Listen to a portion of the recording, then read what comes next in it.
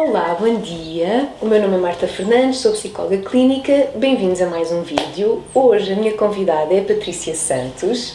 A Patrícia é técnica superior de reabilitação psicomotora, já tem vários anos de experiência, tem desenvolvido o seu trabalho essencialmente com crianças e jovens e tem também feito várias formações neste percurso.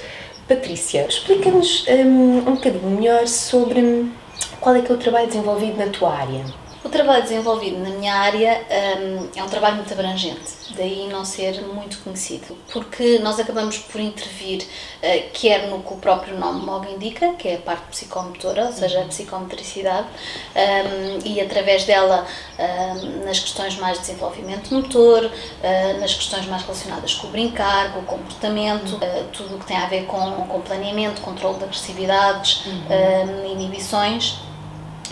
Numa vertente um bocadinho mais relacional da psicomotricidade. Por outro lado, eu no meu curso tive formação mais relacionada com o apoio psicopedagógico e aí trabalhamos com crianças com dificuldades escolares, trabalhando não só os conteúdos escolares, mas também as dificuldades, as estratégias que surgem, por exemplo, com diagnósticos relacionados com dislexia, desortografia, disgrafia e por aí adiante. Os déficits de atenção e das hiperatividades, bem como as questões relacionadas com todo o comportamento, e aí abrange as duas áreas com as questões dos diagnósticos que eu ainda lhe chamo de diagnósticos do espectro do autismo, e muitas das vezes fazer um paralelo em que há uma sessão que contém exercícios e propostas mais psicomotoras e outras mais formais de secretária, ou uma sessão toda dedicada a um e outra toda dedicada ao outro.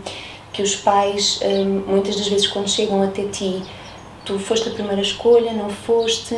Se há dificuldade em chegarem a mim uma primeira vez, vai havendo menos, mas sim, há muitos casos que me são encaminhados por colegas e, portanto, vêm-me encaminhados por colegas da pediatria de desenvolvimento, por colegas psicólogos que já fizeram uma avaliação. Isto às vezes os pais até se sentem um bocadinho enganados, ou seja, os pais sentem que vão a uma primeira consulta e depois chegam a uma consulta, minha ou tua, e nós apercebemos, lá está, isto não é bem aquilo, a especialidade indicada para ajudar esta família, não é?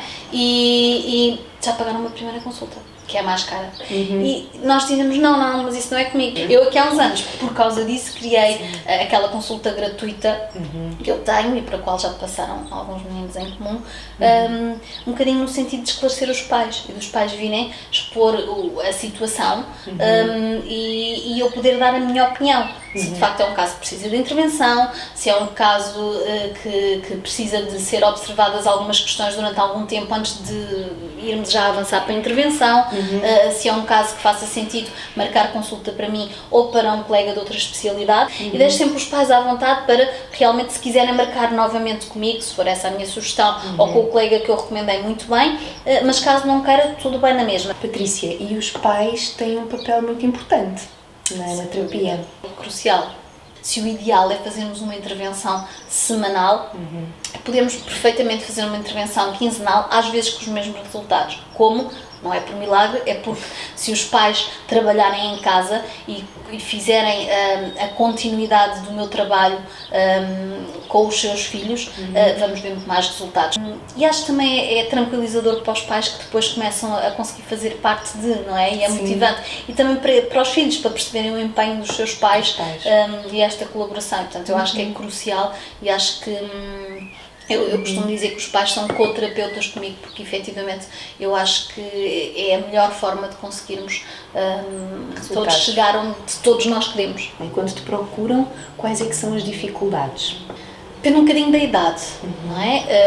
Eu trabalho desde a intervenção precoce e, portanto, quando estamos a falar de bebés muito pequeninos, ou tem a ver com os vários estadios de desenvolvimento, não é? Começou a sentar ou a andar quando esperado, e isto já vai há algum tempo, ou há ali realmente alguma coisa já muito mais global, um atraso global de desenvolvimento, às vezes até com casos genéticos, e é mais evidente, e normalmente é encaminhado até pelo pediatra. Depois procuram um pouco mais velhos, por questões já não só de desenvolvimento motor, de equilíbrio, do que seja, mas também por questões comportamentais. Às vezes naquela fase das birras, lá está, isso é uma fase, não é um problema, mas às vezes é uma fase que se alonga demasiado ou que é de tal forma intenso, os pais me preocupam para uma ajuda, e às vezes é só isso, lá está, pontual, às vezes acaba por ser já a demonstração de algo que nós já começamos a antever que poderá vir a ser um diagnóstico de outras questões, como o autismo, como a hiperatividade, que às vezes nesta idade já se revela, não se diagnostica, mas há que intervir, não é? Se há ali um desfazamento, há que intervir desde logo e depois, se apesar de todo o trabalho e de todo o progresso que se foi vendo, continuar a persistir algo desfasado para a idade, na idade certa pode-se encaminhar para um possível diagnóstico, para perceber a causa, para trabalhar também nesse sentido. Depois, em idades ainda mais acima, tenho as queixas mais escolares, mais formais, relacionadas com dislexias, desortografias, relacionadas também com o comportamento, não é? Agressividades, inibições.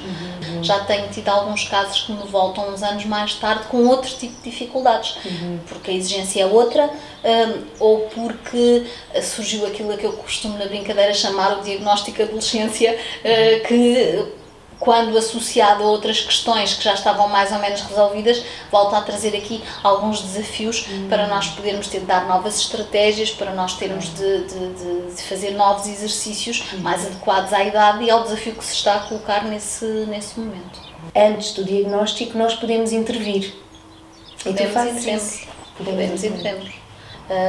Mas se a causa ainda não é conhecida ou se não há um diagnóstico, paralelamente a irmos averiguar qual é a causa ou o diagnóstico, paralelamente a adiar esse diagnóstico, se ainda for cedo para o fazer, vamos fazer a intervenção, não é? Vamos minimizar aqui o que é o problema ou até o possível sofrimento que aqueles sintomas estão a dar, não é? Temos uma criança que pode estar a sentir mais ou menos algum desfazamento ou alguma inadaptação. Temos uns pais aflitos, por isso é que nos procuram. Temos, por vezes, professores aflitos também, ou educadores aflitos com aquela criança pelo seu desenvolvimento ou por aquilo que está a conseguir adquirir ou pela forma como se está a conseguir comportar. E, portanto, é claro que vamos dar as estratégias que conhecemos, porque, efetivamente, o que nós queremos é que a criança vá conseguindo ter sucesso, não é? Porque, como tu sabes, nós costumamos começar por trabalhar o crucial, a autoestima, não é? Exato. E se não estivermos a trabalhar aquilo que está a trazer alguma angústia, não vamos estar a conseguir trabalhar a autoestima e, portanto, não vamos conseguir trabalhar nada, não é? E também não vamos colocar a criança em espera, não é? O ideal, por exemplo, na maior parte dos casos, tirando casos muito, muito, muito intensos, é diagnosticar, por exemplo, a hiperatividade em idade escolar. Vamos começar a intervir, a dar estratégias, a dar sugestões que nos pareçam que vão surtir efeito à luz daquilo que nos parece que vai ser o diagnóstico, ou que poderia ser caso houvesse caso de diagnóstico, porque às vezes não é, é apenas uma fase, não é? As crianças em idade pré-escolar mexem-se, brincam, são agressivas e exploram a agressividade, estão distraídas, claro que sim. Às vezes é muito intenso, mas mesmo quando não é, vamos intervindo. Nos casos da dislexia, não vamos esperar até final do segundo ano, terceiro ano, para começar a dar armas àquela criança para começar a ler e a escrever mais perto dos outros, não é? Vamos trabalhar e depois, se persistirem as dificuldades, então, claro que sim, faz-se uma avaliação formal. As lacunas que já foram detectadas e os tais sintomas têm de ser desde logo trabalhados, não vamos deixar o problema intensificar-se Mais ainda. só porque ainda não há um diagnóstico. E tu também trabalhas as competências. Se eu for só trabalhar aquilo em que a criança não tem sucesso, a criança só se vai lembrar do seu insucesso, os pais só se vão lembrar do seu insucesso.